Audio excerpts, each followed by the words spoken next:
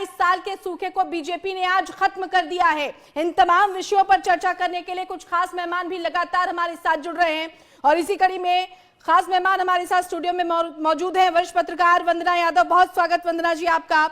और वरिष्ठ पत्रकार आदर्श कुमार जी आपका भी बहुत बहुत स्वागत है। सबसे पहले आदर्श जी, इन परिणामों को देखकर क्या कहना चाहेंगे? ऐसे अप्रत्याशित नतीजों की उम्मीद थी क्या आम आदमी पार्टी के लिए खास तौर पर? हालांकि क्योंकि एग्जिट पोल को वो नकार रहे थे और ये कहा जा रहा था कि हो सकता है कि एग्जिट पोल वैसे ना आए जैसे आते हैं, लेकिन इस बार सब कुछ वैसा ही हुआ जैसा एग्जिट पोल ने बताया।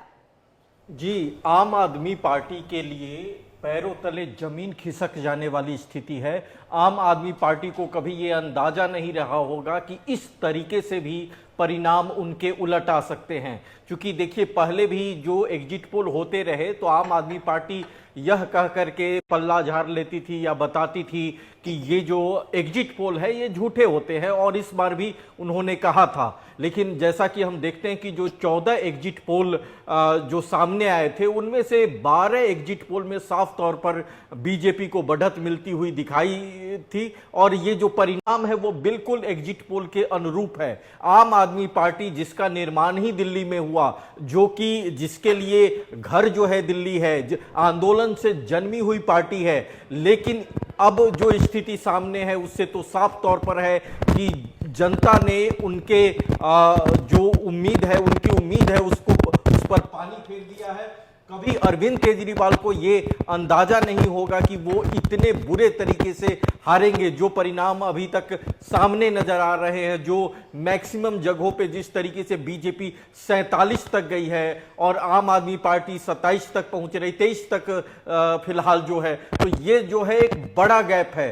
तो ये जो आम आदमी पार्टी के लिए मैं कहूं कि ये बेहद निराशाजनक स्थिति है कि जो पार्टी राष्ट्रीय स्तर पर अपना आकार दिनों दिन बढ़ाती जा रही थी, उसे उम्मीद थी कि हम राष्ट्रीय स्तर पर कुछ बड़ा करेंगे, और बीजेपी के एक कद्दावर विरोधी पार्टी के तौर पर जो है उसकी छवि उभर रही थी, उसको गहरा धक्का लगा है। तो ये एक बात मैं और यहां पर कहना चाहूंगा कि जब शराब घोटाले या मनी लॉन्ड्रिंग के केस में केजरीवाल जेल गए थे और जब वो बाहर आए थे तो उन्होंने एक बात कही थी कि अगर जनता मुझे जिता देगी, जनता मुझे सपोर्ट करेगी, तो मैं समझूंगा कि मैं निर्दोष हूं और उसके बाद मैं दिल्ली की गद्दी पर काबिज हो पाऊंगा।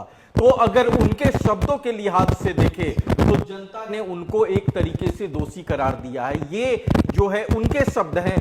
तो कहीं ना कहीं जो जनता है उन्होंने केजरीवाल की बातों पर विश्वास नहीं किया, उन पर भरोसा नहीं जताया, और बहुत सारे ऐसे मुद्दे थे, चाहे वो शीश महल का मुद्दा हो, चाहे वो एक तरीके से करप्शन का मुद्दा हो, उसको जो है अरविंद केजरीवाल जो है उस तरीके से अपना बचाव नहीं कर पाए। वंदना जी, ये जो गैप की बात आदर्श जी कह रहे हैं कि एक गैप बन गया। पिछले 27 सालों से लगातार बीजेपी मेहनत तो कर रही थी, लेकिन देश की राजधानी में भी वो बेस नहीं बन पा रहा था। इस बार वो बेस उसको आम आदमी पार्टी से मिला है। ये जो गैप बना आम आदमी पार्टी से जीत की दूरी का, आपके नजरिए से वो गैप कैसे बना? देखिए रेणु जी, बहुत सीधी सी बात है। आम आदमी पार्टी कई सालों से ये कहती चली आ रही थी कि हमें काम नहीं करने दिया जा रहा है। शुरुआत में जैसा कि आदर्श जी ने कहा कि आंदोलन से उपजी हुई पार्टी है, तो आम नागरिक को इनसे बहुत सारी उम्मीदें थी, बहुत सारी आकांक्षाएं थी, और उन आकांक्षाओं पर आम आदमी पार्टी खरी नहीं उतरी है।